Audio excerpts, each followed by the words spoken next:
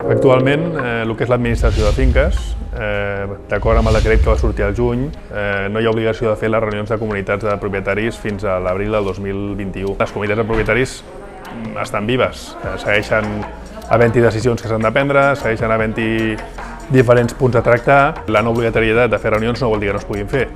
Si el president ho demana o si hi ha un 20% de copropietaris que el demanen, es poden seguir fent reunions, però sempre, evidentment, en temps de Covid, amb les mesures de seguretat corresponents. Hem fet reunions via Zoom, assegurant-nos que tots els copropietaris puguin tenir, evidentment, accés a la plataforma, perquè s'ha de garantir, evidentment, la presència de tots els copropietaris que vulguin assistir i, sobretot, importantíssim, garantir el vot. El que s'utilitza, sobretot, són plataformes tipus Zoom per poder fer reunions online, en xarxa. El Zoom és una plataforma molt senzilla perquè ja sigui ordinador, ja sigui telèfon, la gent pot accedir a les reunions i es poden fer reunions online.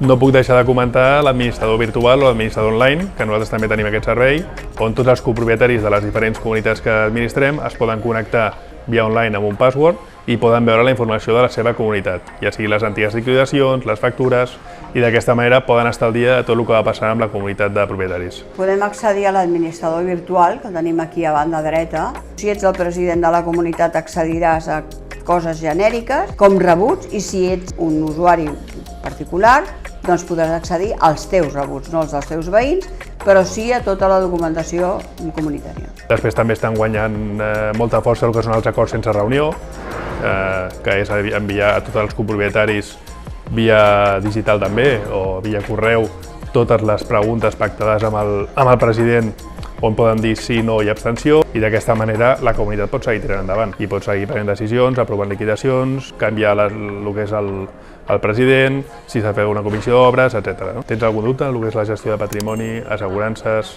administració de finques? Subscriu-te al nostre canal, que t'informarem.